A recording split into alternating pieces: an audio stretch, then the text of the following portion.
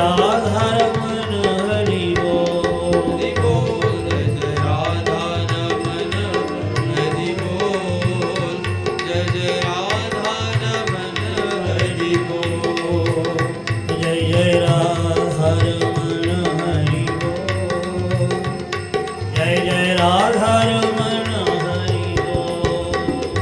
जय जय राधारमण हरि बोल। जय जय राधारमण हरि बोल। जय जय राधारमण हरि बोल। राधारमण हरि बोल। जय जय राधारमण हरि बोल। जय जय राधारमण हरि बोल। जय जय राधारमण जय जय राधारमण जय जय राधारमण जय जय राधारमण। जय जय राधारमण जय जय राधारमण जय राधारमण जय जय राधारमण। जय जय राधारमण हरि बोल। हरि बोल। जय जय राधारमण हरि बोल। जय जय राधारमण हरि बोल। जय जय राधारमण हरि बोल। जय जय राधारमण हरि बोल। जय राधारमण हरि बोल। जय जय राधारमण हरि बोल। जय जय राधारमण मन हरि बोल। बोलिए भागवत भगवान की जय।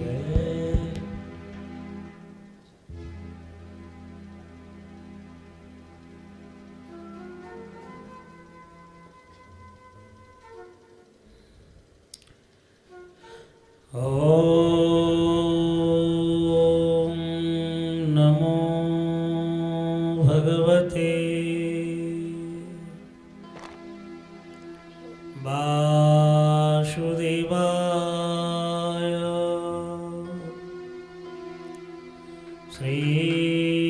श्रीमद्भागवत महापुराणम्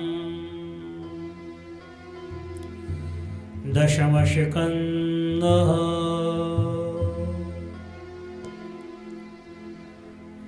अथ षड्विंशोऽध्यायः।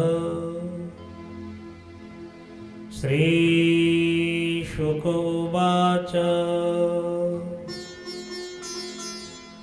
एवं विधानि कर्माणि गोपाकृष्णस्य वीक्षते।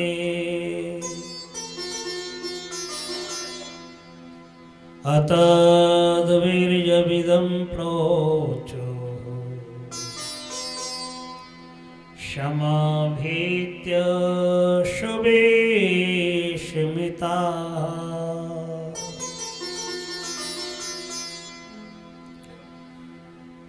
करुणा वरुणालय भवभावन कृपामदि नदिया बिहारी श्री गौरांग सुंदर श्रीमन महाप्रभु जी की कृपा से श्री गुरु महाराज जी के द्वारा नए निर्मित करकमलों के द्वारा नए निर्मित श्री श्री राधारमण जी के मंदिर उनके श्री प्रांगण में उन्हीं की पुण्यतिथि समुपलक्ष्य में श्रीमद् भागवत साप्ताहिक ज्ञान यज्ञ की समारंभन हुई है। आज श्रीमद् भागवत जी की छठवां दिवस की कथा है।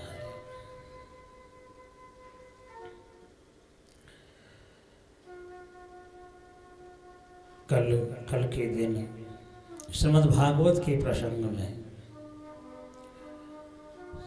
श्री गोविंद के सर्वोत्तम नरलीला विशुद्ध वात्सल्य लीला वर्णन करते हुए माखन चौर्ज दाम बंधन लीला, काली मर्दन, वेणुगीत, श्री गोवर्धन धारण लीला, ये सब लीला समूह का वर्णन करके परम भागवत परीक्षित महाराज जी को श्रवण कराए हैं। बड़ी धूमधाम से श्री गोवर्धन महाराज जी का पूजन भी करे। ब्रजवासी बड़े प्रसन्न हुए। कन्हैया ऐसो चटक मटक के ठाकुर हमने कबू नहीं देखो। गिरिराज महाराज दिख में इतना सुंदर, कन्हैया तो जैसो स्वरूप लगो है।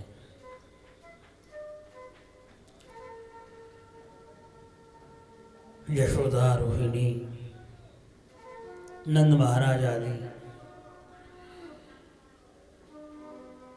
ये भी सब परमानंदित हुए। सुखदेव जी बोले, ही राजन, एवं विधानि कर्माणि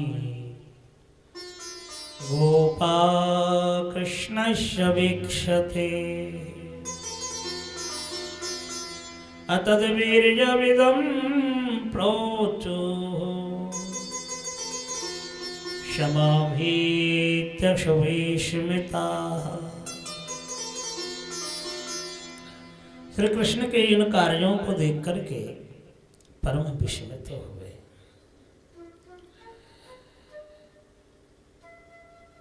क्योंकि एक गिरिराज महाराज पर्वत का आकार है, लेकिन मूर्तिमान स्वरूप धारण करके हमारे सान्निध्य में प्रकट हुए हैं।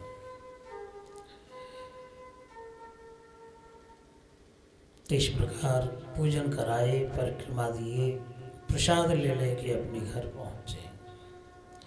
जब इंद्र को पता लगे, श्री नारद जी के द्वारा गुस्से में आए करके सांवर्तक, मेघ आदियों को बुलाए करके वर्षा, सांवर्तक मेघ आदियों ने वर्षा की, हीरा जल, और वर्षा जैसे तैसे नहीं, बिल्कुल मूसलाधार में वर्षा होने लगा।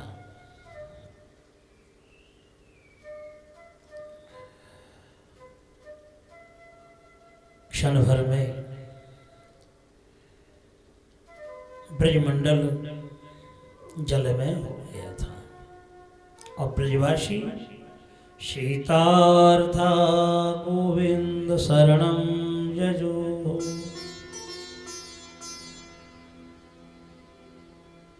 वर्षा के मारे चारों तरफ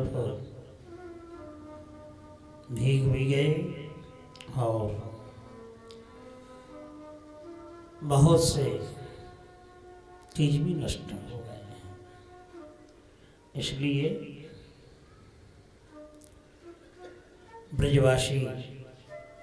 ब्रजवासियों ने कहा कि देखो, हमने इंद्र को पूजा न करके बहुत अन्याय की है।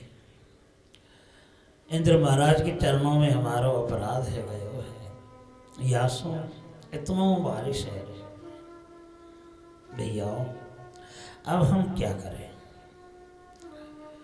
ब्रजवासियों ने कहा, अब तो एकमात्र हमारा कन्हैया ही कछु कर सके हैं। तो श्री कृष्ण के पास जाकर के कहने लगे, कन्हैया, अब तो हम इंद्र के वज्रपात, घमासान, बारिश, विद्युतपात, इनमें से हम कैसे बचें? हमारा ब्रजमंडल उथल पुथल है रहो है। श्री कृष्ण कहते हैं कि हे ब्रजवासियों तुम चिंता मत करो, चलो, क्योंकि हमारे गिरिराज महाराज ने प्रसाद खाया है, उन्हीं के पास चलो, गिरिराज महाराज ही हमारे पार लगाएंगे। और जैसे ही गिरिराज महाराज जी के पास ब्रजवासियों को लेके गए और गिरिराज जी महाराज को स्पर्श किया, कन्हैया कहवे लगो कि ब्रजवासियों गिरिराज महाराज हमारो हाथ में उठना चाह रहे हैं। अरे कन्हैया कैसे कह रहे हो ये बात, कैसे गिरिराज जी उठ जाएंगे तेरे हाथ में? नहीं नहीं, गिरिराज जी हमारे कानों में आवाज दी है। अनेक ब्रजवासी ऐसे भी कहने लगी कि देख कन्हैया इतना बड़ा काम मत कर भी जाए, भले ही हमारो कछु भी है जाए हम सहन कर लेंगे, लेकिन तीरों कछु है जाएगा तो हम सहन नहीं कर पाएंगे। कन्हैया कहने लगे कि ब्रजवासियों तुम कतई चिंता मत करो, क्यों गिरिराज जी हमारो प्यारो है। ब्रजवासियों ने कहा कि देखो ये जो कदम का पेड़ है तुम शंखाकृति के रूप में शंखाकृति के रूप में कर सको तो हमें जाने कि गिरिराज जी को धारण कर सके। तो एक कदम का पेड़ हो झपट के शंखाकृति रूप कर दिए हैं, कर दियो। या देख के सभी ब्रजवासी आनंदित तो हुए। भगवान श्री कृष्ण ने गिरिराज जी को धारण कियो और जैसे ही धारण कियो सभी ब्रजवासियों को आने के लिए कहा। ब्रजवासी गिरिराज के नीचे आए के सुरक्षित भये। बोले गोवर्धन धारण महाराज की जय। तो गिरिराज महाराज जी को धारण जब कियो, मैया यशोमती कहती हैं ब्रजवासियों तुम भी कुछ सहारा लगा दियो। लठिया लगाए के ब्रजवासियों ने भी सहारा लगाया। तो इस प्रकार ब्रजवासियों को उन्होंने सुरक्षित किए। नख पे गिरवर लीनो धार, कन्हैया मेरो बारो। नख पे गिरवर लीनो धार, कन्हैया मेरो बारो।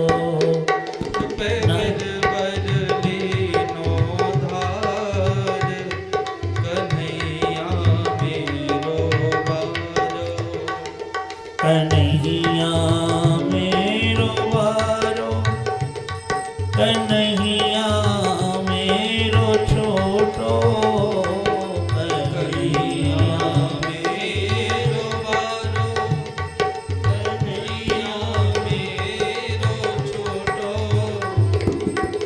नख पे गिरवर लीनो धार, कन्हैया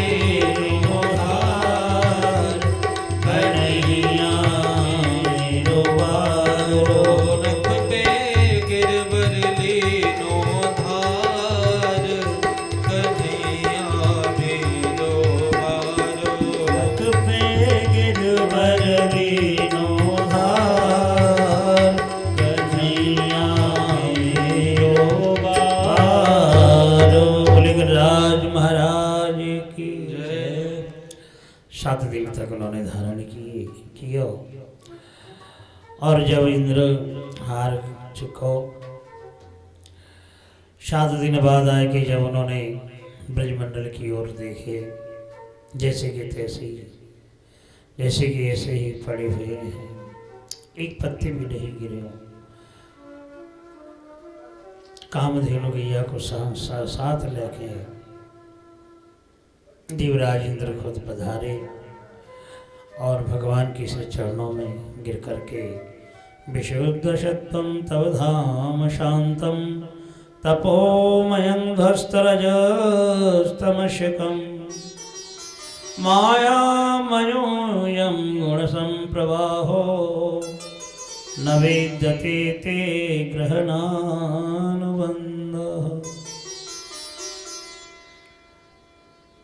हे सच्चिदानंद घन विग्रह सद्घन चिद्घन परमानंद स्वरूप, आपको मैं नमन कर रहा हूँ। देवराज इंद्र ने प्रणाम किया। भगवान बोले कि हे देवराज, तुम अपनी घमंडी में आकर की जो बारिश की वो है ना, तो हमारे ब्रजमंडल को कछु बिगड़ पाए न कछु कर पाए, लेकिन तुम अहंकारी बनकर के अपने सिंहासन में बैठे बैठे सभी के ऊपर शासन कर रहे हैं, ये उचित नहीं। लेकिन अब से मेरी इच्छा बिना तुम कुछ नहीं करोगे। बातान बाते बातोयम, मेरी इच्छा के बिना एक पत्ते भी नहीं हिलते हैं, जानते हो ना। इंद्र ने क्षमा मांगी, प्रभु मैंने महान अपराध किया है, एक साधारण बालक को समझ करके ऐसो कर्म कर बैठो। भगवान मधुर मुस्कान से कहने लगे, गम्यतां शक्रभद्रं वः क्रियतां मेऽनुशासनम् स्थियतां स्वाधिकारेषु युक्तैर्वास्तं अवर्जितैः। इंद्र, तुम अपनी जगह में चले जाओ, तुम्हारा कल्याण होगा। गर्भ को खर्व कर के काजे मैंने गिरिराज्य धारण करो, यासों हमारे आदेश मान करके अब सब कुछ काम करोगे। देवराज इंद्र क्षमा मांग करके गए। संग में जो कामधेनु आई थी, भगवान श्री कृष्ण को अभिषेक करा करके देवी अंतर ध्यान हो गए। श्री कृष्ण के एक नाम पड़ गए गोविंद। बोले गोविंद भगवान की जय। ब्रजवासियों में हलचल मच गयो। कहाँ तो हमारो कन्हैया 7 साल को और गिरिराज महाराज 7 क्रोश विस्तार, तो छोटो सो कन्हैया इतना बड़ो गिरिराज जी को कैसे धारण कर लिया। हमारो कन्हैया कोई साधारण बालक ना है। आपस में चर्चा कर भी लगे हैं। कोई कहने लगे कि देखो, हमें तो ऐसा मालूम हो गए है कि कोई देवता होगा। कोई कह भी नहीं, ये तो साक्षात भगवान को ही काम है। कोई कहे गंधर्व है, देवराज है।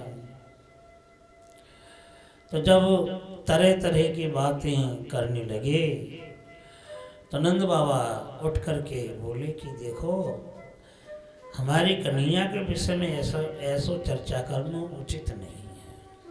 ब्रजवासियों ने कहा, बाबा देखो, 7 दिन तक गिरिराज धारण करो और हम सभी लठियाँ लगा के खड़े तो भाई, लेकिन हम सोच रहे कि हमारे शक्ति ते ही धारण कर रखो है, लेकिन हमने जैसे ही हटा लियो और वैसे ही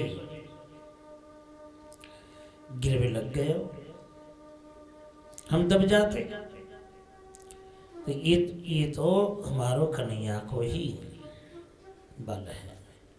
लेकिन श्री कृष्ण कहते हैं, ब्रजवासियों, कुछ हमने माखन खायो और तुमने कछु करी कृपा, या सो गिरिराज जी हम धारण कर पाए। कोई सप्ताहायनो बालः क्व महाद्रिविधारणम्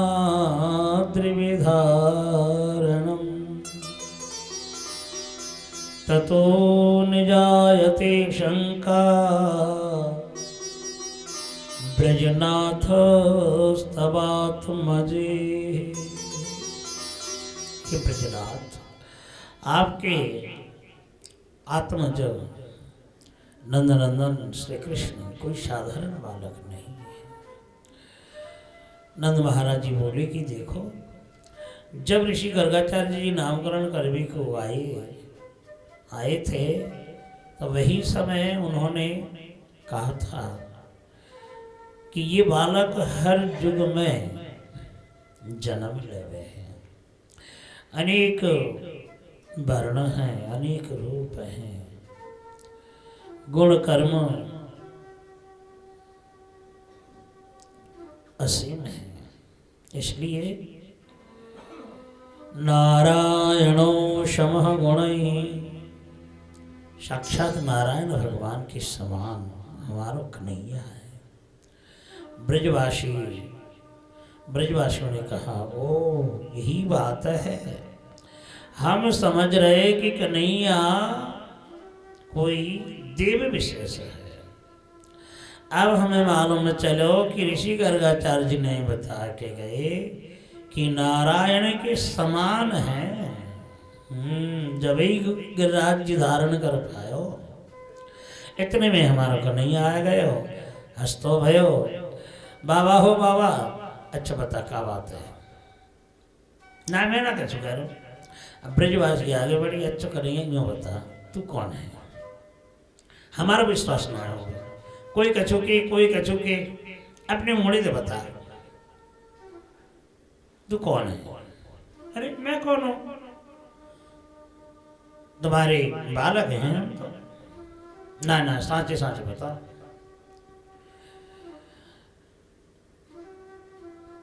तुम गंधर्व हो या देवता हो या भगवान हो। कन्या हंस के बोल भी लगो, ब्रजवासियों कैसे बातें कर रहे हैं, हम भगवान, हम देवता, गंधर्व, ऐसे बात कर भी लगे। देखो, अपने घर के बालक भले कितने भी उच्च आसन में क्यों ना बैठे, जज वरिष्ठ कछु भी बन जाए, तो देखो घर में तो अपनो बालक ही हो। हम भले भगवान क्यों ना हो मैं, लेकिन आप लोग यही जानो कि हम आप सभी के बालक हैं, हम तुम्हारे बालक हैं और काओ के नहीं। कह के महाराज नंद की गोदी में समा गए। बोली भक्त वत्सल भगवान की जय हो। तो ब्रजवासी उसी जगह में ब्रजभानु महाराज बैठे थे। बुलाए, महाराज आपको एक बेटी है? हाँ है। का नाम है? राधा है। तो ऐसो करो न, देखो अब सब ब्रजवासी हैं, हम सब ब्रजवासी हैं, तो यही हमारे बात पक्की है जाए तो अच्छी बात है। काहे की देखो तुम्हारो राधा है बड़ी देखे में सुंदर लगे हैं, और हमारो कन्हैया भी ऐसे सुंदर है, तो दोनों को यही हम संबंध बना दें तो बात पक्की बनी रहेगी। वृषभानु महाराज बोले नहीं नहीं, अभी तो हमारी छोटी सी बालिका है, छोटी सी बालिका है। लेकिन वृषभानु महाराज तो कुछ बोले नहीं, ब्रजवासियों ने कह के रख दिए भाई नहीं, हमारा कन्हैया को आगे जाके संबंध होगा तो राधा के साथ ही हो।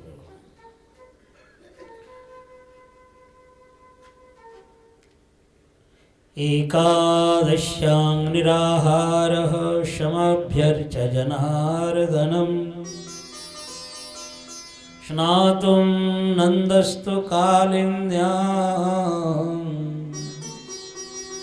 द्वादश्यां जलमाविशत्। एकादशी के दिन निर्जला उपवास ब्रजवासियों ने, नंद महाराज ब्रजवासी सभी ने किया, क्योंकि एकादशी महारानी की कृपा से ही नंद बाबा ने अपने बालक को पाया है।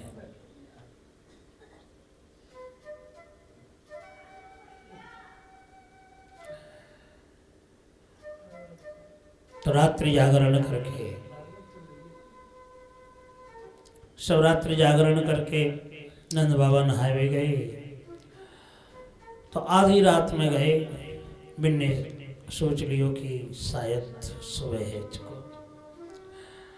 आधी रात में जाके डुबकी लगाई जमुना में, और वरुण के अनुचरों ने नंद बाबा को पकड़ के वरुण लोक ले गए।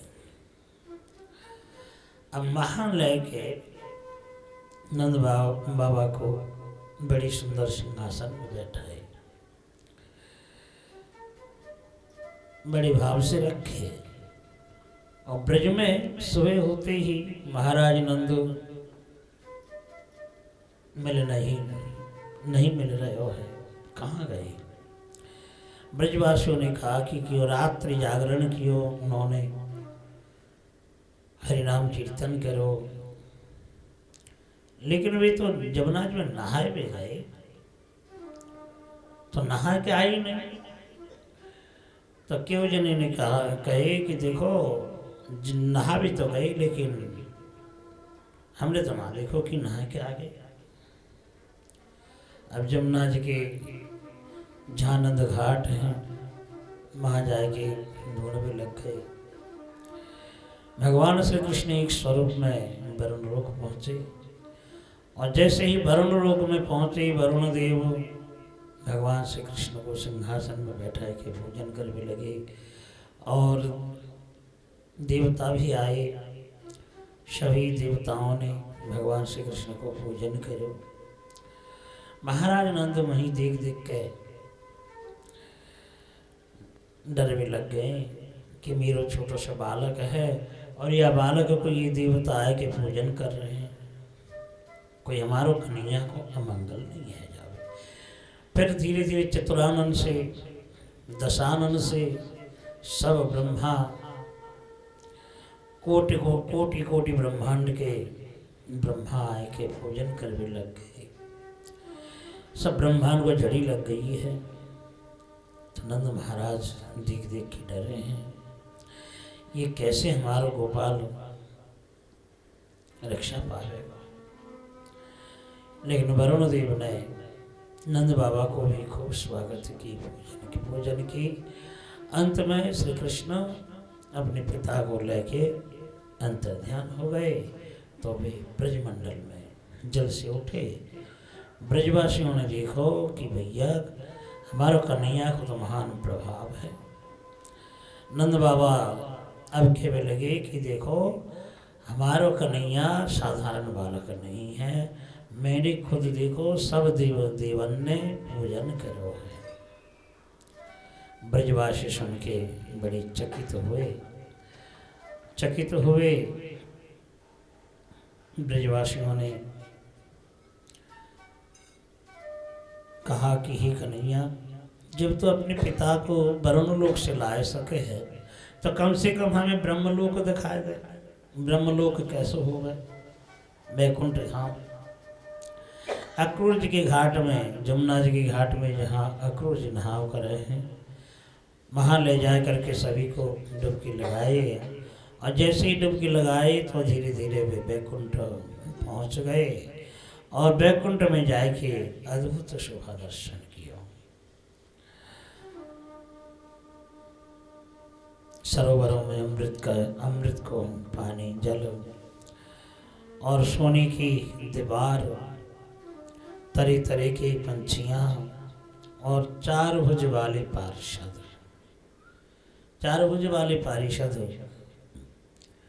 तो इनको देख करके ब्रजवासी आनंदित हुए। और भगवान नारायण अनंत सज्जा में सो रहे थे, लक्ष्मी की चरण सेवा कर रही थी। नमो नारायण करके परिक्रमा लगाए और लगा करके कुछ पूछताछ कर भी को आगे बढ़े, लेकिन कोई आवाज नहीं की। ब्रजवासियों ने कहा, भैया यहाँ तो सब कछु देखने में तो सुंदर है, लेकिन कोई बोल नहीं रहे। और जब कोई बोले नहीं तो फिर आनंद कैसे आवेगा? याते हमारा कन्हैया बढ़िया है, दाऊ भैया है, वे तो बड़ी आनंद थे, बातें करें, नाचे कूदे। तो जैसे ही ब्रजमंडल की बातें करने लगे तो जल से उठे और कन्हैया खड़े मिलो और उठ के कन्हैया को अपने जेठ भर लेते हैं। तो बोली भक्त वत्सल भगवान की जय हो। तो भगवान ब्रजवासियों को ब्रह्मलोक दर्शन कराए, ब्रजमंडल परिक्रमा कराए। ददृशोर ब्रह्मणो लोकम जत्राक्रोध्यगात शुराः नन्दादयस्तु तं दृष्ट्वा परमानन्दनिर्वृताः।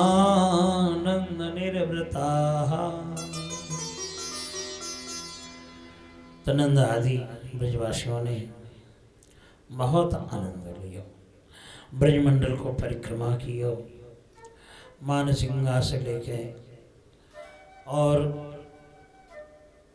लंका, अशोक वाटिका, काम्यक वन में गया कुंड, ये सब तीर्थ को दर्शन कराए, केदारनाथ, बद्रीनाथ। तो कृष्णं च तत्र छन्दोभिः स्तूयमानं सुविस्मिताः नन्दादयस्तु तं दृष्ट्वा परमानन्दनिर्वृताः। सुखदेव जी बोले, ही राजन, नंद आदि ब्रजवासी सभी ने भगवान कृष्ण के इस प्रकार महिमाओं को देख करके बड़ी आनंदित हुए। अब भगवान की सर्वश्रेष्ठ लीला है रास लीला, जिस लीला में कामना वासना की कोई गंध मात्र नहीं है। और इस लीला के माध्यम से साक्षात कामदेव को उन्होंने पराजित किया। एक समय नारद जी भ्रमण कर रहे थे तो साक्षात कामदेव जी से मिले। कामदेव जी बड़ी आस्पर्धा के सहित नारद जी से बात करने लगे। नारद जी ने देखो भाई, कामदेव को बड़ो ही घमंड भयो है, यह घमंड तो एकमात्र भगवान ही नाश कर सके। तो नारद जी कहने लगे कि कामदेव, तुम्हारे जैसे रूपवान सौंदर्यवान संसार में कोई नहीं है। तुम तो सभी को विजय प्राप्त कर लिए। मैं भी तुम्हारे पास परास्त हूं, लेकिन जब द्वापर युग के अंत में भगवान श्री कृष्ण प्राकट्य होकर के शुकरणों गोपियों को लेकर रास रचाएंगे, उस समय तुम कृष्ण को पराजित कर लोगे, तुम अजय बन जाओगे, संसार में तुम अजय बन जाओगे। तो कामदेव के कानों में वही शब्द गूंज रहा था। तो भगवान पिता रात्रि शरदोत्फुल्ल मल्लिका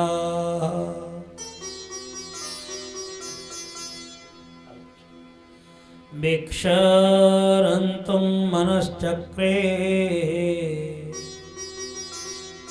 योगमायामुपाश्रितः।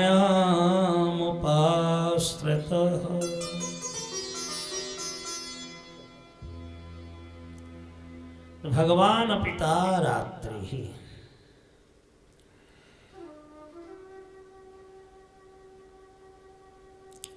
शरतकालीन पूर्णिमा, अखंड पूर्णिमा को दर्शन करके भगवान प्रसन्न हुए।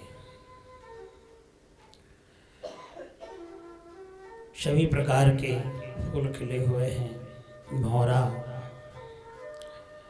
नाच रहे हैं। भगवान योगेश्वर हैं और योगेश्वर होकर के भी योग माया का आश्रय लिया, क्योंकि छोटी सी जमुना पुलेन है, करोड़ों गोपियों को लेके कैसे रास रचाएंगे। इसलिए लीला शक्ति के माध्यम से जोगमाया देवी का आश्रय लेकर के उन्होंने रास रचाई है। जोगमाया शक्ति के द्वारा ये वृंदावन कभी संकुचित हो जावे हैं और कभी खिल जाते हैं। ब्रह्म संहिता वर्णन करते हैं कि ये ब्रजमंडल एक सहस्त्र दल विशिष्ट कमल को फूल है। निताई गौर हरि।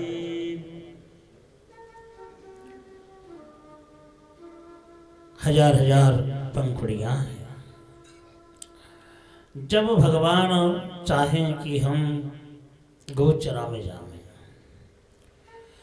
नंदगांव से काम्यकवन मथुरा, तो जैसे ही भगवान इच्छा करे हैं तो वास्तव में सहस्त्रदल विशिष्ट कमल संकुचित है जामे, तो एक दो पग में ही वहां पहुंच जावे। और जा समय लीला विस्तार करने को हो तो मानो सूरज कुंड में जैसे सूर्य नारायण को पूजा राधा जी करवी के काजी हमने, और जटिला कुटिला सास ननद कभी कभी संग में आ जाए और भगवान श्री कृष्ण को देख ले और जाएंगे अपने जटिला अपने बेटे अभिमन्यु को बतावे कि ऐसे ऐसे बात है, पराई के संग वन में घूमो करें। वास्तव में जब आयान घोष देखने के काजे जावे तो ये कमल खिल जावे हैं। कितने भी पैदल चलो बाजी के पहुंचे ही नहीं पाने। तो सहस्त्र पत्र कमलम सहस्त्राक्ष महत पदम तत्कर्णिकारं तद्धाम अनंतांश संभवम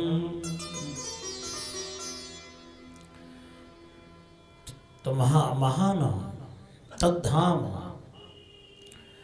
तो यही भगवान को परम धाम है, सहस्त्र कमल के समान।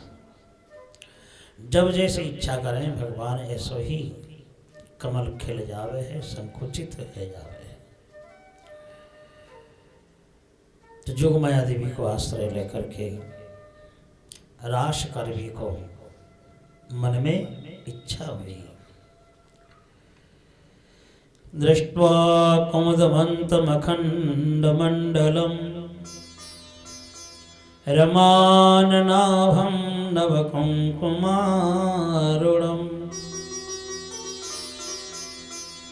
वनं च तत्कोमलगोभिरञ्जितं जगौकलं वामदृशां मनोहराम्। वामदृशां मृगिनयन नाम।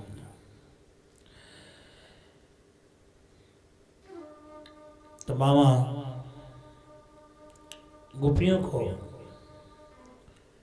बुलाने के लिए भगवान ने बांसुरी बजाई। जगो कलम वामदृशांग मनोहरा। कलम अर्थात भगवान की काम गायत्री है, काम बीज अष्टादशाक्षर गोपाल मंत्र, जिसको मंत्र राज कहा गया है। जितने भी मंत्र हैं उनसे सर्वोपरि है गोपाल मंत्र। और सबसे पहले काला बड़ी की मात्रा चंद्रबिंदु शब्दों से भगवान ने बांसुरी बजाई है। काम गायत्री काम बीज जिसको उपासना हो गए है। निशम्य गीतम तदनंग वर्धनम। जब भगवान ने बांसुरी बजाई है, गंधर्वों के गुरु हैं तंबुरो, ब्रज की ओर देखने लगे, कौन ऐसा बांसुरी बजाने वाला है। नटवर वेश, मोर मुकुट धारण कर रखे हैं, गलबे जयंती माला है, छोटी सी एक मांस की टुकड़ी है, बड़ी सुंदर आवाज रागनियों के साथ। तुमरो बड़े विस्मित होकर के अपने पिता ब्रह्मा जी के पास पहुंचे। पिताजी ये बताओ, ये जो ब्रजमंडल में बांसुरी बज रहे हो, ये छोटी सी बांस की बांसुरी है, कौन से राग में बज रहे हो? मेरे पास कितने सोने से मणिमुक्ताओं से शोभित वेणु बांसुरी सब कुछ है, लेकिन इतना सुंदर तो मैं ना बजा पाऊं। ब्रह्मा जी बोले कि तुमरो, ये तो साक्षात भगवान है, ये तो ब्रजविहारी सर्वावतारी भगवान है, और उनके समान कौन बजा पावे? तो तुमरे भी वेणुनाद श्रवण करके विस्मित हो गए। बांसुरी बजाए आज रंग से मुरारी, जिनकी आवाज स्वर्ग में भी गूंज रहा था।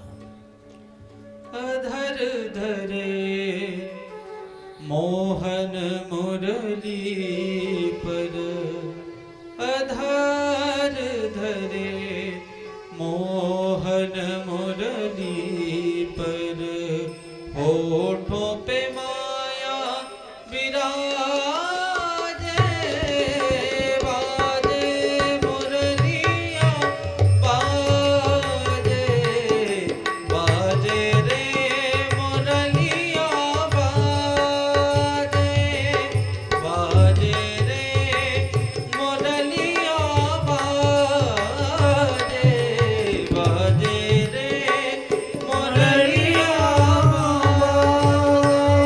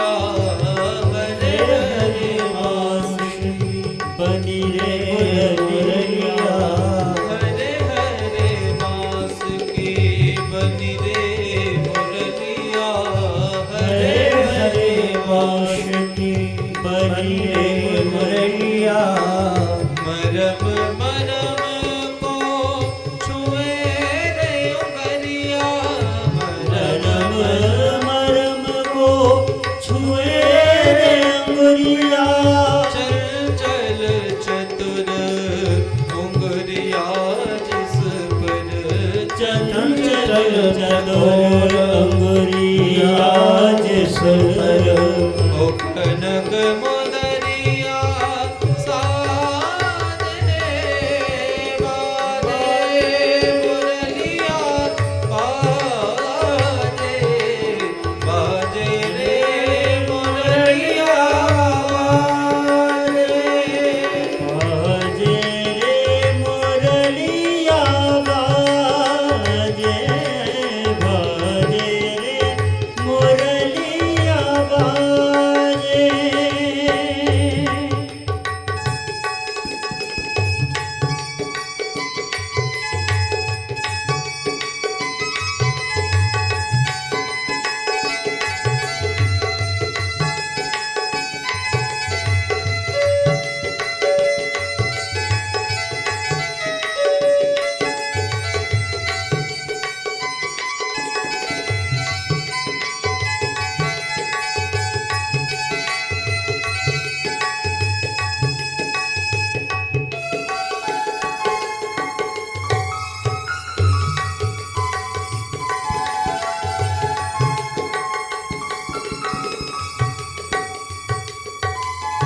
ओ भूल गई राधा भरी गगरी भूल गई राधा भर गगरी, ओ भूल गई राधा भरी गगरी भूल गई राधा भर गगरी, भूल गए गोधन को सबरिया भूल गए गो धन को सबरिया, जाने न जाने कह दो जाने जाने न जाने कह दो मुजाने, ओ जाने न जाने कह दो जाने जाने न जाने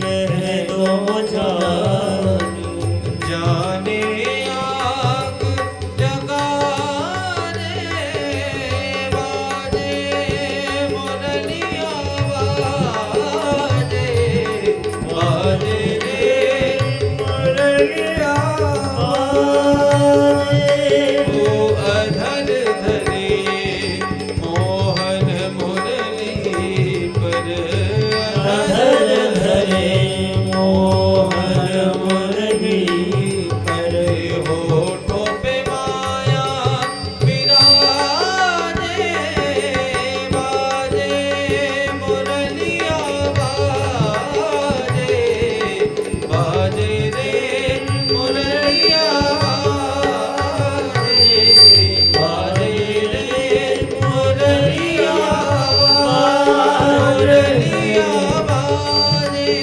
मुरलिया बाजे।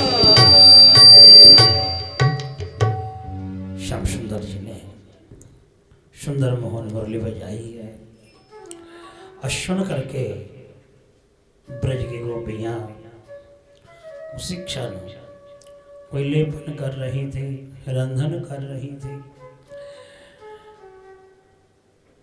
शिशुओं को दूध पिला रही थी, पति सेवा कर रही थी। तो जो जिस भाव में रही थी छोड़ छोड़ करके घर से निकली। ये सब साधन सिद्ध गोपियां हैं। और जिनको घर में रोक लिया गया ये अपरिपक्व उपासना सिद्ध गोपियां थी। जो कि अपने अपने पतियों ने रोक लिया था। अंतराभिमुख से भगवान के चरणारविंद में आगे जाकर के पहुंची थी। जहोर गुणमयम देहम सद्य प्रक्षोभ्न बंधना।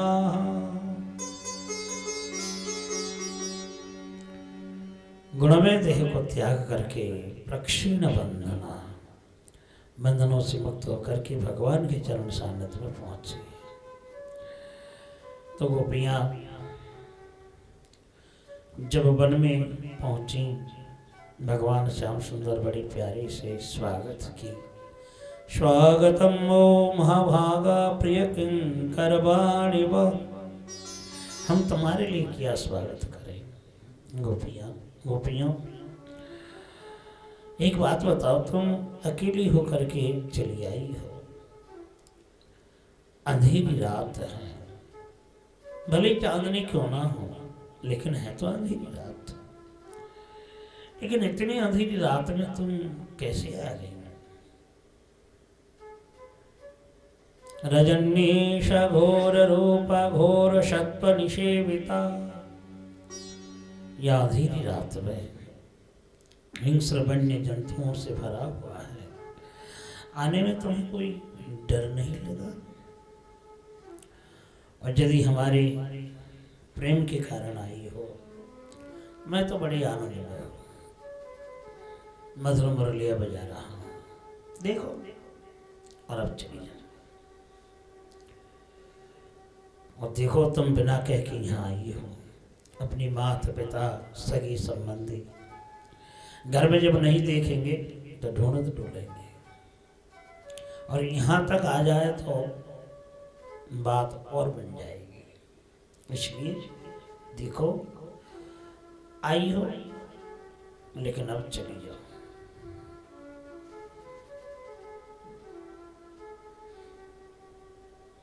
जब कुछ बोली नहीं, फिर श्याम सुंदर बोले कि मैं समझ लिया, मैं समझ गया कि तुम वन की शोभा देखने के लिए आई हैं। दृष्टम,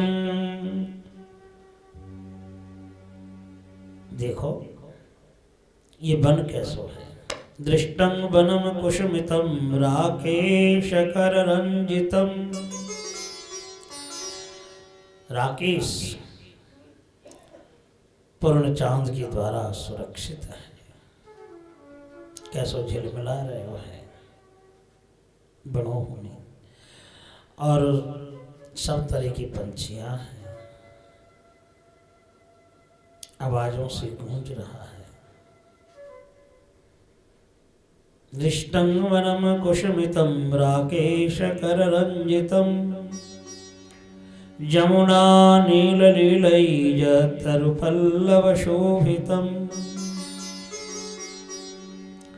शरद चंद्र पवन मंद, शरद चंद्र पवन मंद, शरद चंद्र पवन मंद, शरद चंद्र पवन मंद, दीपिनी भरल कुसुम गंध रे,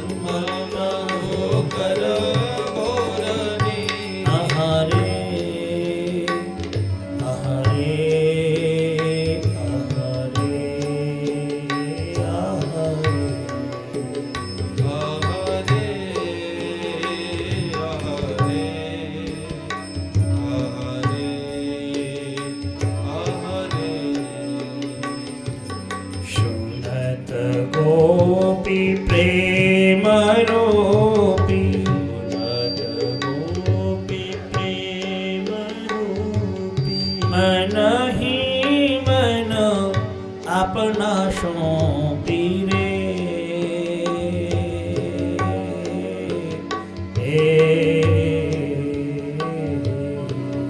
मन ही मन अपना सौंपी रे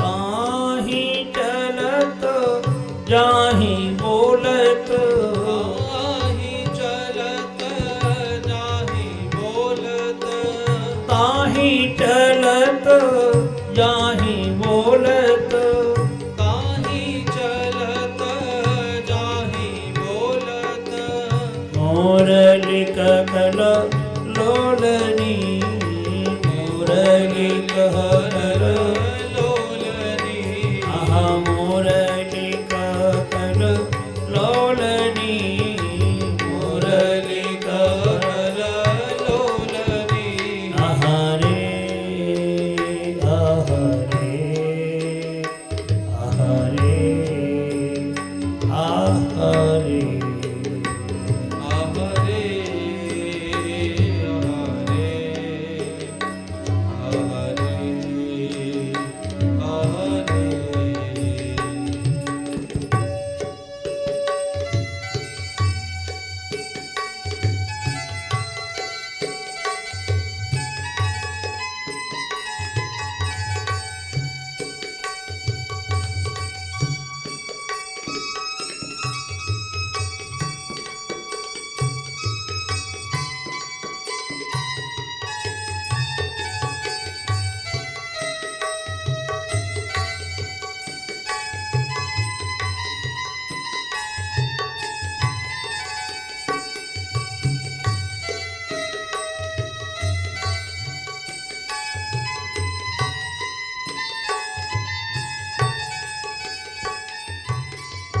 गोपियां जब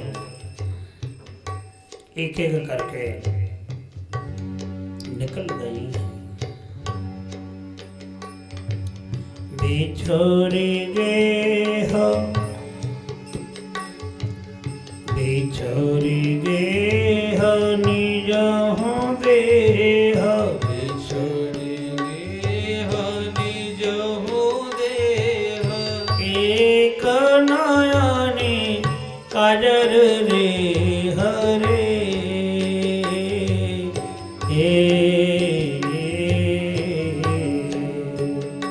ओ एक नयने काजल देह रे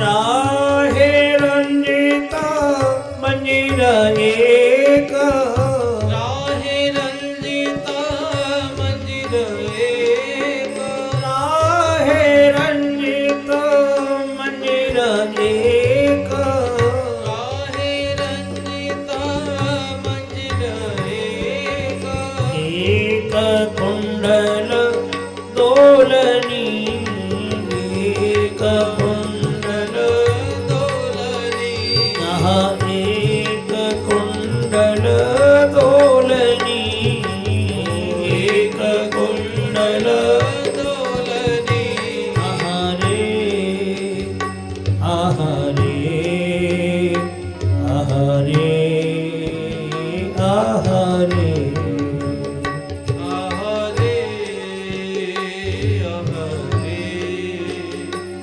आहरे आहरे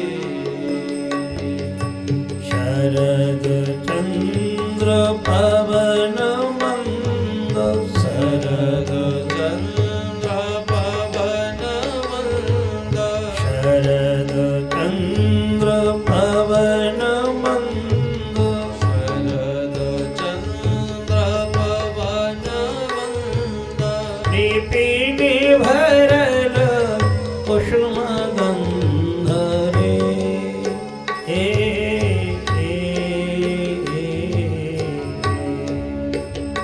ओहो विपिने भरल कुसुम गंध रे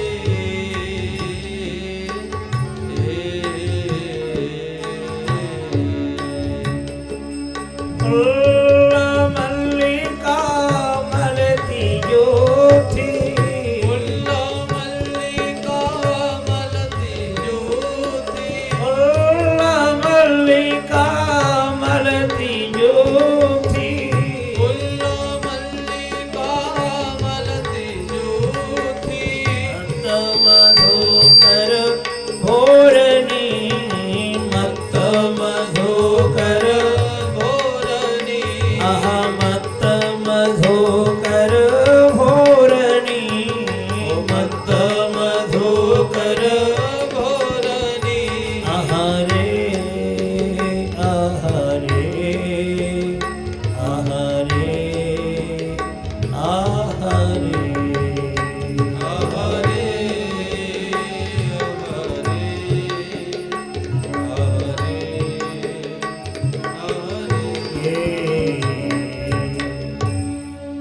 बड़ी सुंदर पुष्पित वनम दृष्टम वनम कुसुमितम राकेशकर रंजितम। जमुना जी उत्ताल तरंग मालाओं से भरपूर होकर के प्रवाहित हो रही हैं। तो वन की शोभा दिखा करके पति धर्म सिखाने लगे कि देखो अपने अपने घर जाओ और पतियों की सेवा करो। स्त्रियों की ये परम धर्म है। भले कैसे क्यों ना हो, दुष्लो दुर्भगो रोगो जड़ो रज्ञो धनो पिला, निर्धन क्यों ना हो,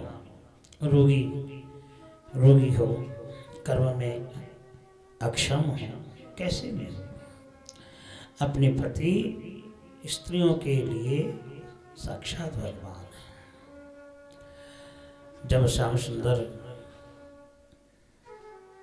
ऐसे बोले, गोपियां कहने लगी कि हे प्यारे, हम कैसे जाएं, अब बताओ।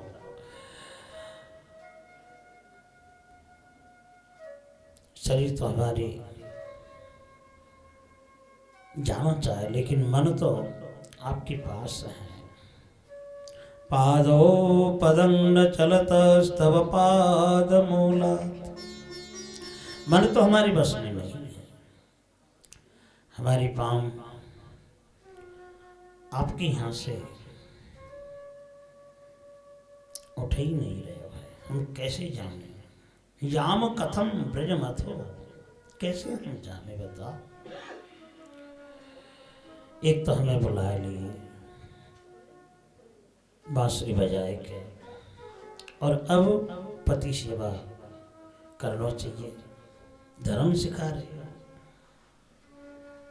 शिंचांगनस्त्व अधरामृतपूरकेण हाशावलोककलगीतजहरीच्छयाग्निं नो चेद वयं विरहजाग्न उपयोक्त देहा ध्यानेन याम पदयो पदवीं सखेते।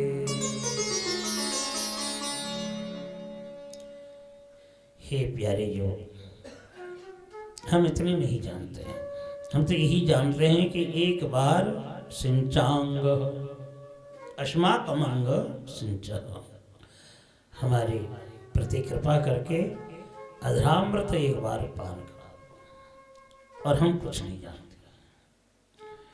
सुखदेव जी बोले, ही राजन, जब तक राधा जी अपनी जूतों को लेकर के नहीं आई थी, तब तक गोपियों को रोकने के लिए ऐसे ऐसे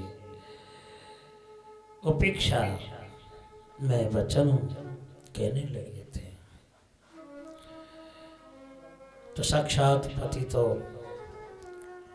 भगवान श्याम सुंदर ही हैं। घर में जितने अपने अपने पति हैं वे प्रतिबिंब स्वरूप हैं, प्रतिबिंब स्वरूप हैं। तो ताभि शमिताभि उदार चेष्टितः,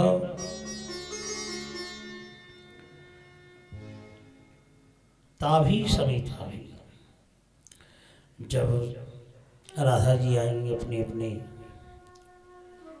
सखियों को लेके, तब जाकर के जमुना जी के पुलिन में उन्होंने रास रचाई। दोनों हाथ फैला करके दो दो गोपियों के बीच में खुद समा गए।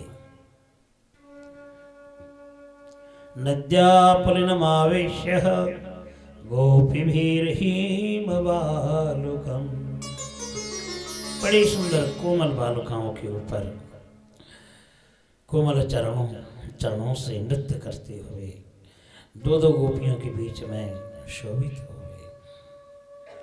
बोलिए रास रसिक भगवान की जय। कोई गावे है, कोई बजावे है, कोई फिर कैया ले में है, कोई फिर कैया ले में। छम छम नाचे राधा रानी, सुन के मर लिया। तो इस प्रकार जब नृत्य करने लगी हैं तो उस समय भगवान ने ऐश्वर्य शक्ति प्रकट किया है। और ऐश्वर्य शक्ति यही है कि हर गोपी के पास श्याम सुंदर है, लेकिन गोपियां समझ रही हैं कि हमारे पास बगल में ही श्याम सुंदर है। हर गोपियां समझ रही हैं और गोपिन के पास है ही नहीं।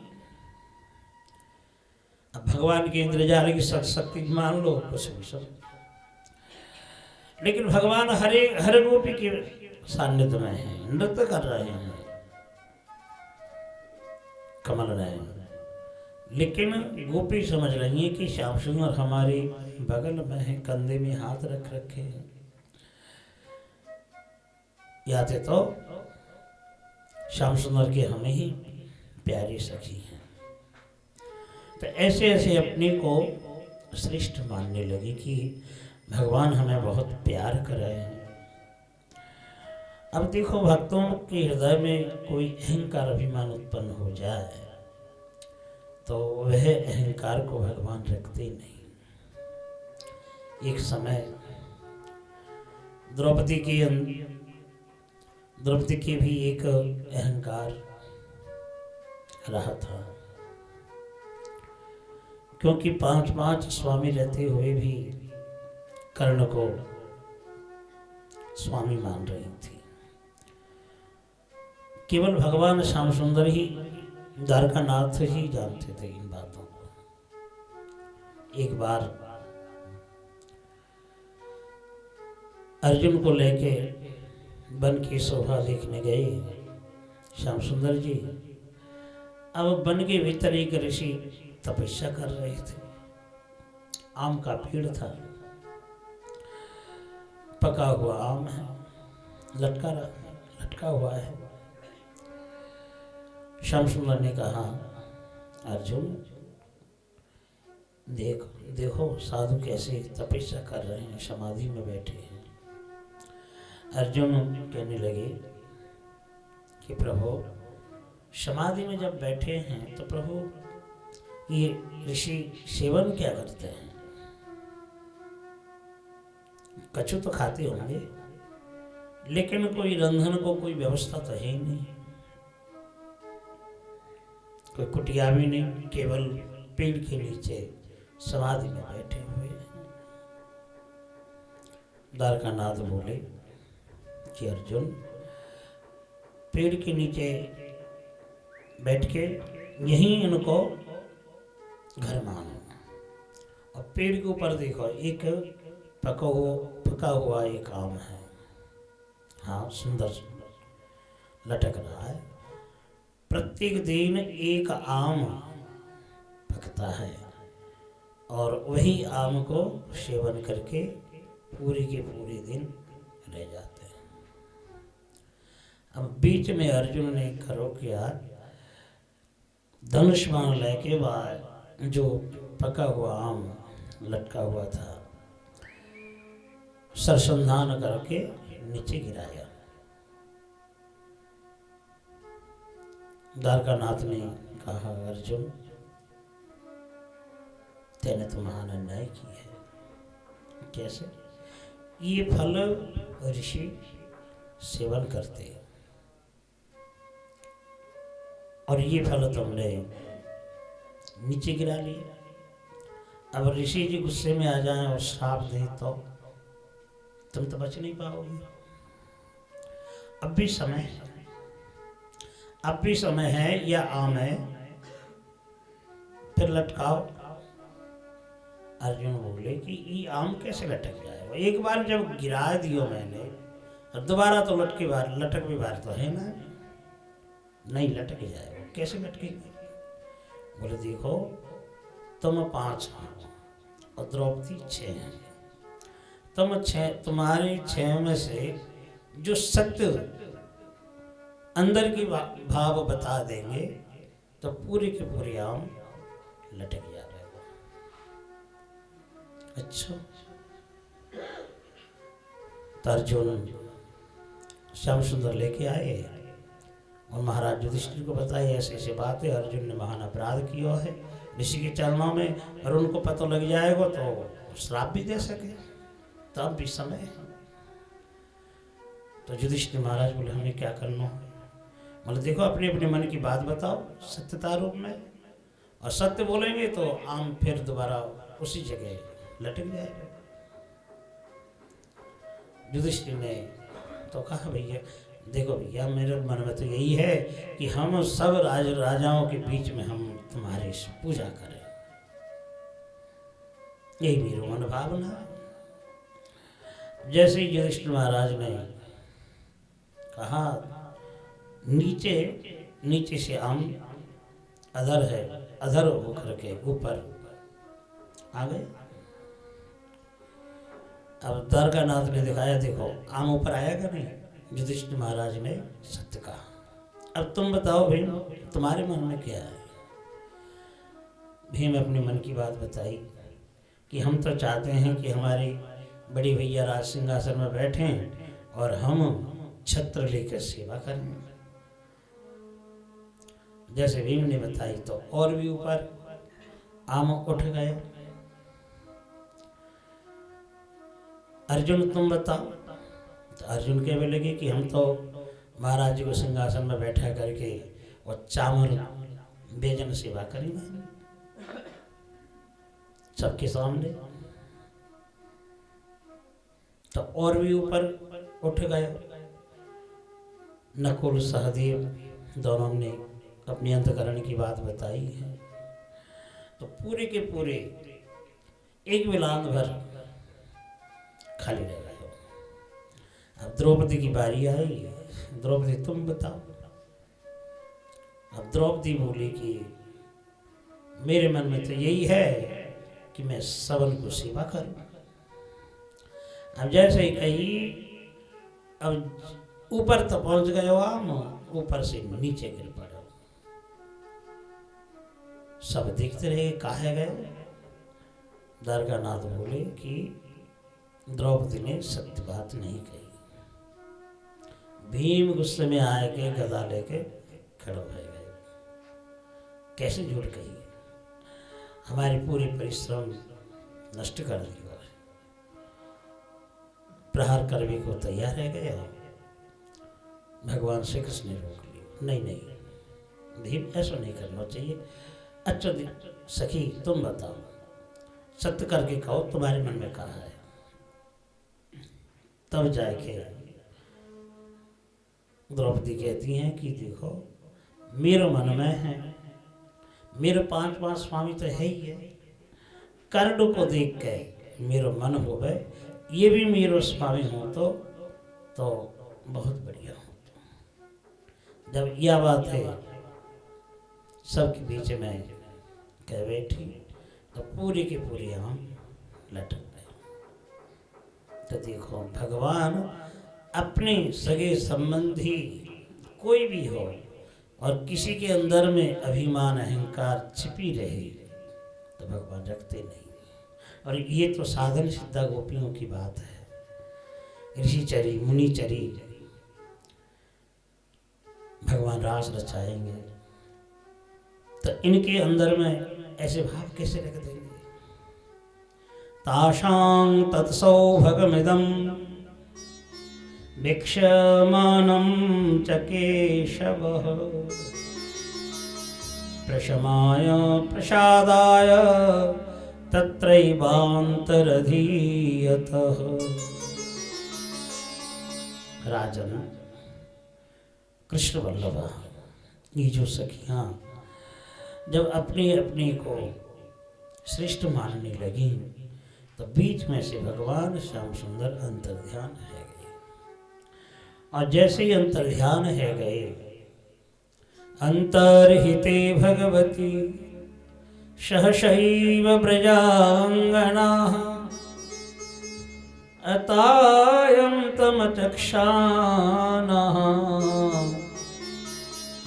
करिण्य इव जोथपम्। हे राजन, सहसा अकस्मात जब भगवान श्याम सुंदर अंतर्ध्यान हो गए तो गोपियां बिलबिलाने लगी।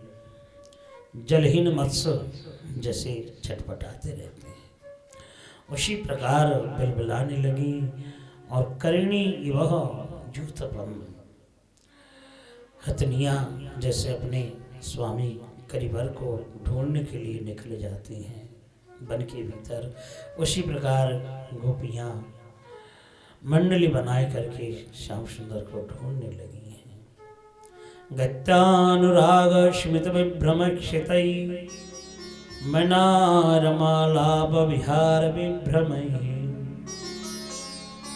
आक्षेप्त चित्ता प्रमदारमापते तास्ता विचेष्टा जगृहोस्तदात्मिका। आक्षिप्त चित्त होकर के वन के भीतर एक वन से दूसरे वन में जा करके ढूंढने लगी। बड़े बड़े पौधों को, पेड़ों को आलिंगन करके, ही अशोक, ही चंपक, ही न्यग्रोध, शायद आपने देखे हो हमारे रामानुज श्री कृष्ण को इस राहों में निकल गए। जब वृक्षों ने कुछ आवाज नहीं दिया तो हे गोविंद चरण प्रिय, हे तुलसी महारानी, तुम ही बताओ, हे मालती, हे जाति ज्योति, तुम तो हमारे सहेलियां, तुम तो हमें बता सकोगी। यही रास्ते में हमारे रामानुज कृष्ण निकल गए हैं, लेकिन तनिक भी नहीं हिली। तो वहाँ से गोपियाँ आगे निकल गई। ये नहीं बताएंगे क्योंकि ये हमारे ऊपर ईर्षा परायणा है, क्यों बतावेगी। चलो चलो। सुखदेव जी बोले, ही राजन बीच में कृष्ण लीला अनुकरण करने लगे।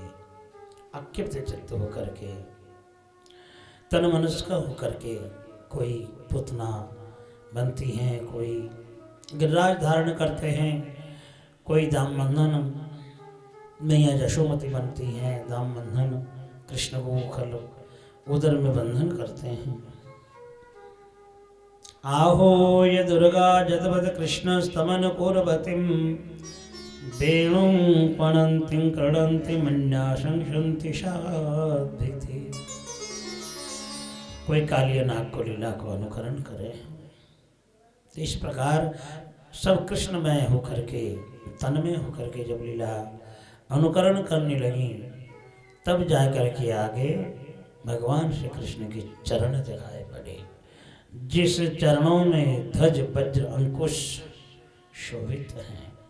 और देख करके देखो देखो, यही हमारे प्यारे श्याम सुंदर को चरण, देखो देखो यही है। वेदान पदानी व्यक्तमेतानी, यही हमारे प्यारे श्याम सुंदर को चरण कैसे सुंदर शोभित हैं ध्वज वज्र अंकुशों से। वे थोड़े से आगे और भी गए, तो जा करके एक चरण के पास और एक चरण दिखाए पड़े, जो चरण गड्ढी से बने हुए हैं, अलग तक राग रंजित हैं, लाल कुंकुमों से शोभित हैं। कश्या पदानि च एतानि जातयानंद शूनुना। नंदनंदन, हमें ऐसा लगे है कि अकेलो अंतर्ध्यान नहीं भयो है। क्यों कि ये जो दूसरे चरण ये कोई गोपी की है। अनयाराधितो नूनम भगवान हरिणीश्वर यन्नो विहाय गोविंद प्रीतो यामनयदरः। हे सखी, जहाँ को लेके अंतर्ध्यान है गए हैं, वही सखी ने प्यारे श्याम सुंदर को आराधना की है। बड़ी भाग्यवती है कि गोविंद साथ लेके अंतर्ध्यान हो गए। तो ऐसे देख करके आश्वस्त होकर के और भी आगे बढ़ने लगी। इधर में राधा जी और श्याम सुंदर जी दोनों जमुना जी की शोभा दर्शन करती हैं, वन की शोभा दर्शन करती हैं। और श्याम सुंदर जी राधा जी को दिखा करके कहते हैं देखो प्यारी जो जमुना जी कैसे दोनों बाहों फैला करके स्वागत कर रही हैं। देखो सोने सोने माँ कितनी सुंदर सुंदर फूल खिले हुए हैं, भौरा देखो मोर कैसे नृत्य कर रहे हैं। तो वन की शोभा दर्शन कराने लगे। इतने में राधा जी कहने लगी कि हे प्यारी जो मुझसे चला नहीं जाता है, आपको और कहीं लेके जाना है तो मुझे स्कंद में बैठा करके लेके चलो। श्याम सुंदर जी बैठ गए और राधा जी जैसे कंध में बैठने के लिए चरण उठाई, उतने में ही श्याम सुंदर अंतर्ध्यान हो गए। नाथ रमण प्रेष्ठ क्वाशि क्वाशि महाभुज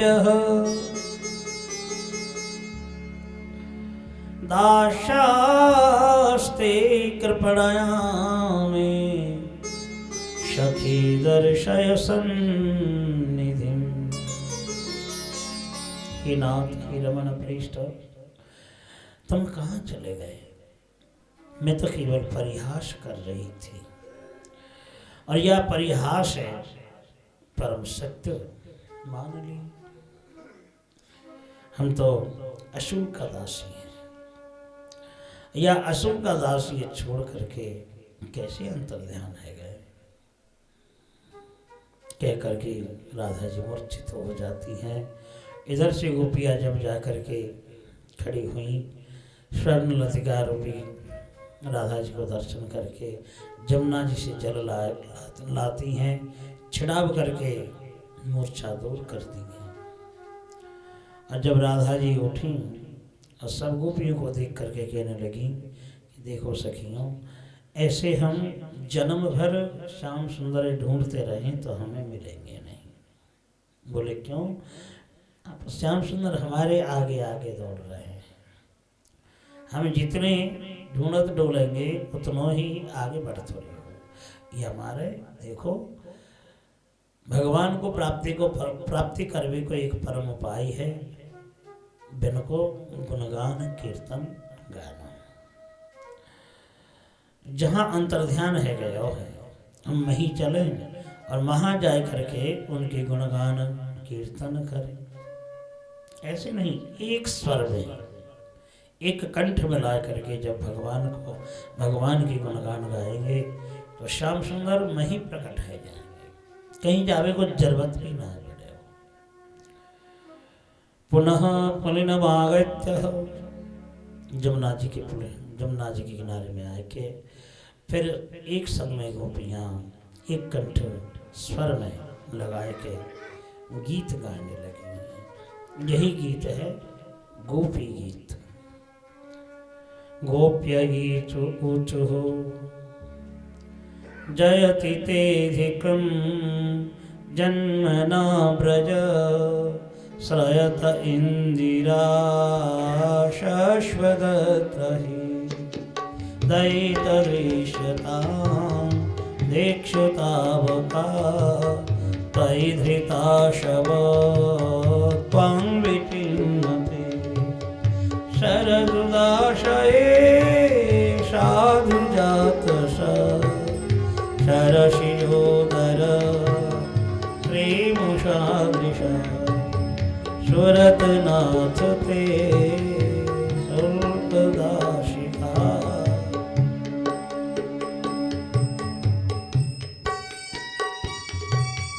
सुल्कदाशिका वरद निघ्नतो नेह किंवद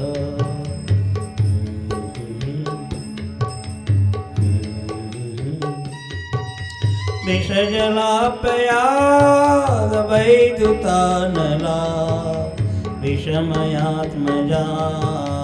विश्वतो भया विषमयात्मजाद विश्वतो भया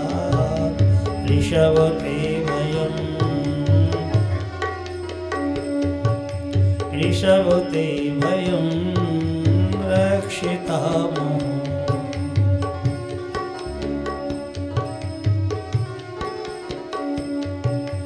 न खलु गोपिका नन्दनो भवान् अखिल देहिना अन्तरात्मनि विखन शार्थितो विश्वगुप्तये सखुदेवान् शाश्वताङ्कुले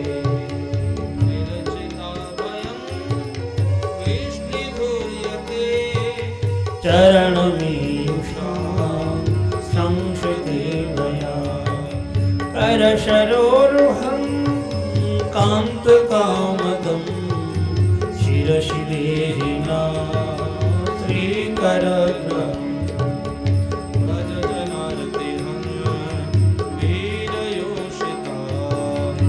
निजजनस्मया भंशनस्मृता भज सखे भवत् किङ्करीष्मनो जलरुहालनं चारु दर्शय प्रणतदेहिनां पापकर्षणं दिनचरानगं श्रेणिकेतनं फणिफणार्पितं ते पदाम्बुजं प्रणुते सुना कृन्दिरीक्षयं मधुरया गिरा बल्गुभक्कया बुधमनोगया पुष्करीक्षणा विहितरीरिमा नीरमुह्यति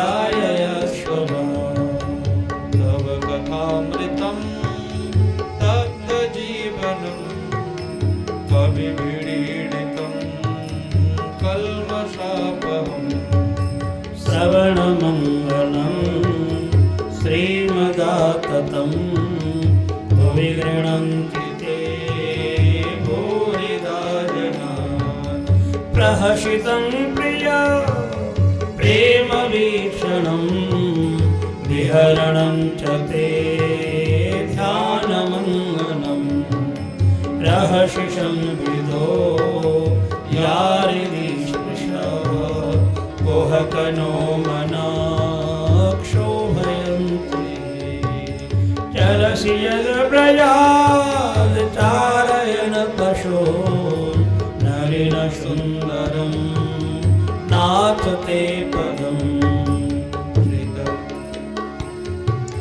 नाथ ते पदम् शिलतनाङ्कुरे सीदति दिना कलिलं मना कान्त गच्छति दिनपरीक्षये नीलकुन्तलये वडरुहाननं बिभ्रदावृतं धनरजस्वलं दर्शयन् मुहुः मनसि न स्मरं विरजच्छसि प्रणतकामदं पद्मजार्चितं धरणिमण्डलं हेयमापते चरणपङ्कजं शन्तमञ्चते रमणनास्तने स्पयार्दिहं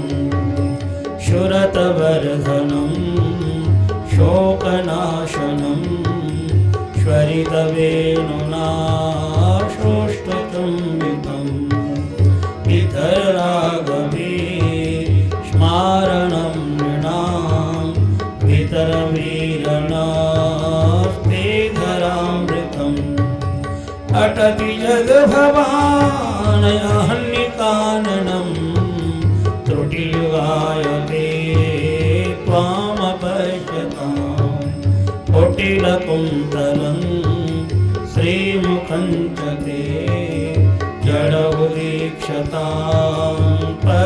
कीदृशा पतिसुतान्वया भ्रातृबान्धवान् अतिविलम्बते जन्तुतागता गतिविदस्तबोधगीतमोहिता हितवयोषितः कष्टजेनिषि रहसि संविदं म्रेच्छयोदयं प्रहसिताननं प्रेमवीक्षणं बृहदुरश्रियो देशधामते मुहूर्ते स्पृहा मुहूर्ते मनः रजवनौकशां व्यक्तिरङ्गते व्रजन्यहन्त्रलं विश्वमङ्गलं त्यजमनाचन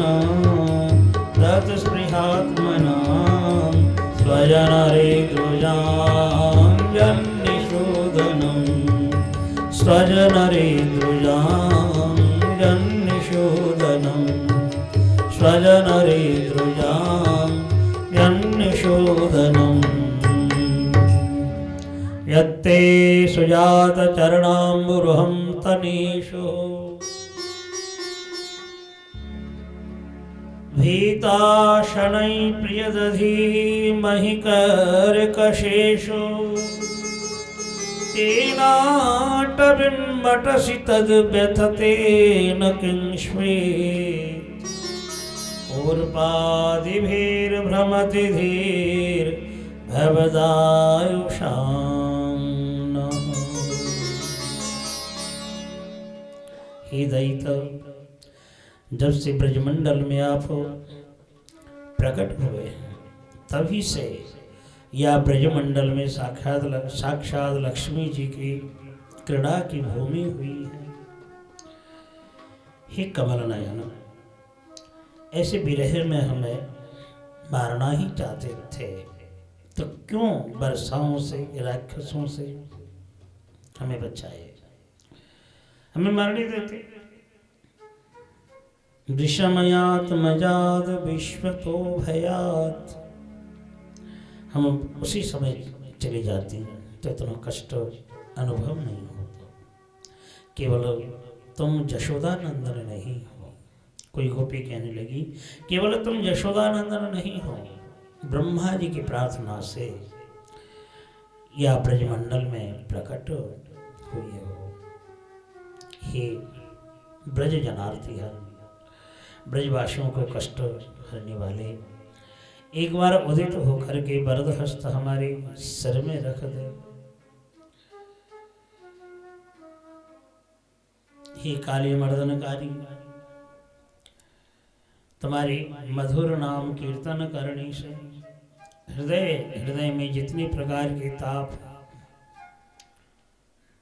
नष्ट हो जाता है।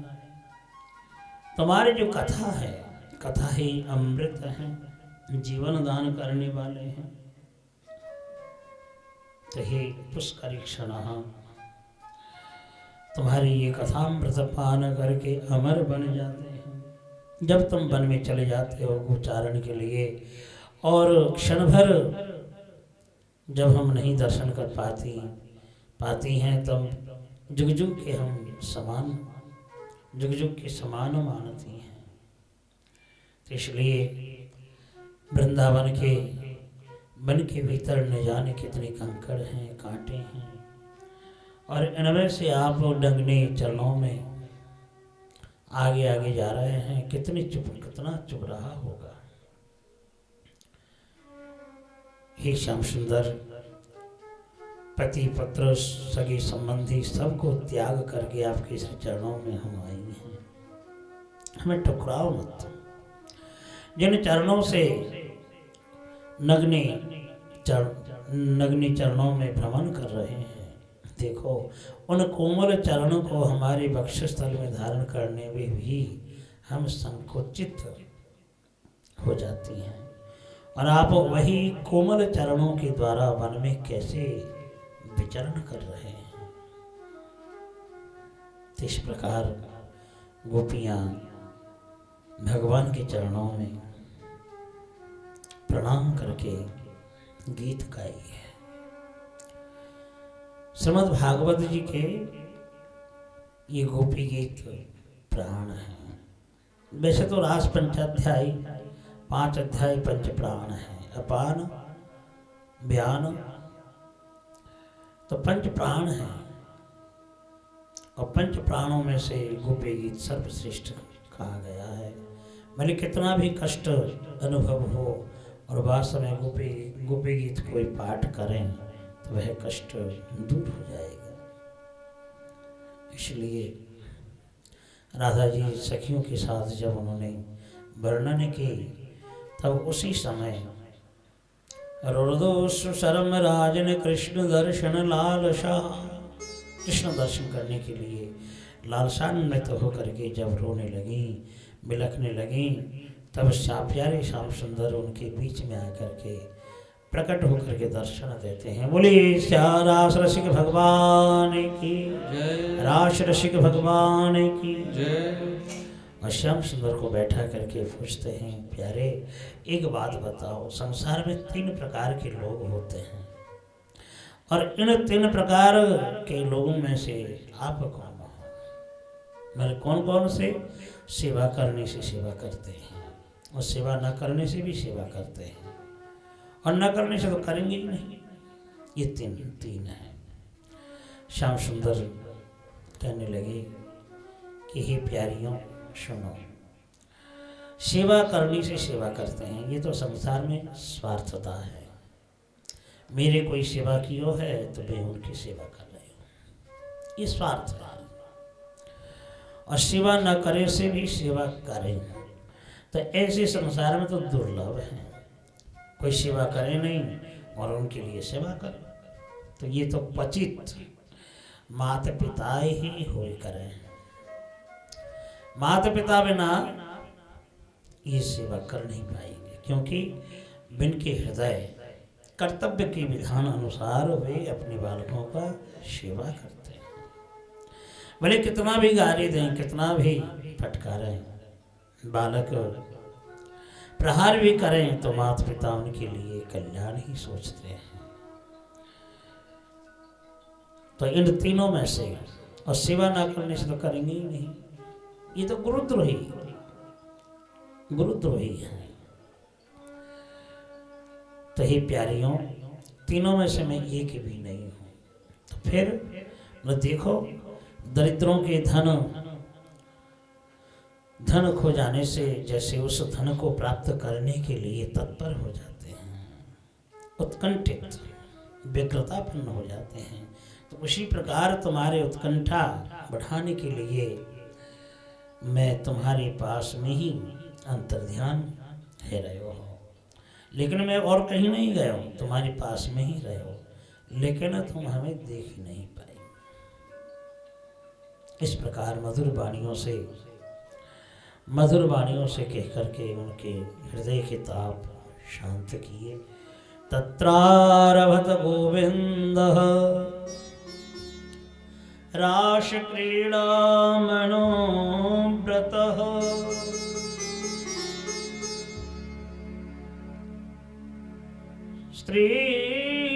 स्त्रीरत्नैरन्वितो प्रीतैः अनुन्याबद्ध बाहुभिः। हे महाराज, उसके बाद श्याम सुंदर गोपियों को संबोधित करते हुए जमुना के पुनन में फिर दोबारा से उन्होंने रास नृत्य आरंभ किया। बलयानां नपुराणां किंकणीणां च जोषितां, हाथों में जो कंकड़ पहन रखे थे, कुंडल, चरणों में नौपुर, तो उनको बजा करके तालों में ताल लगाए करके नृत्य करने लगे। बोली रास रसिक भगवान की। राधा नाचे कृष्ण नाचे, नाचे गोपीजन, मेरो मन भाई गयो रे पावन वृंदावन। ओ मेरो मन भाई गयो रे पावन वृंदावन।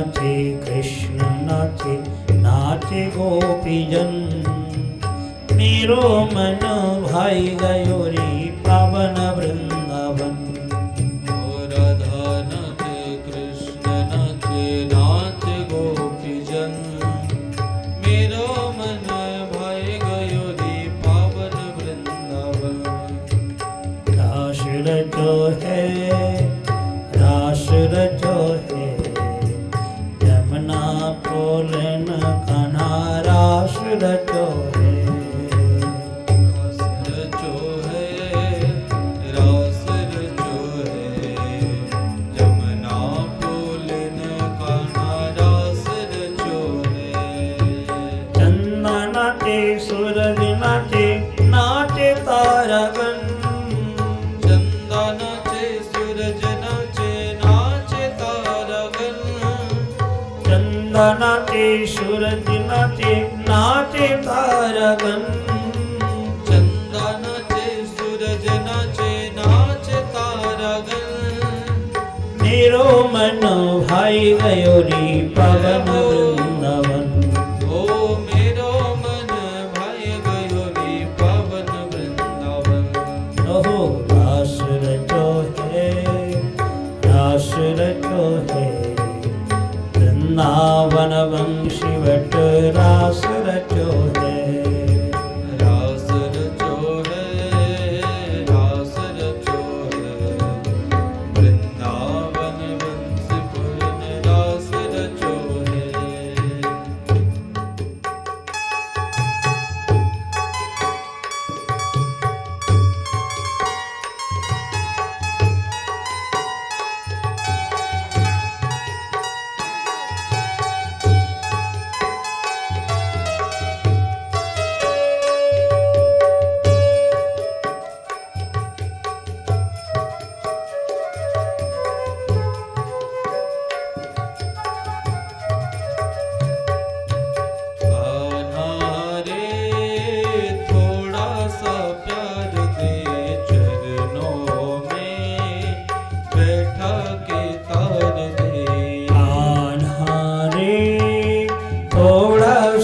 प्यार दे में बैठा के तार दे ओ गोरी जरा गो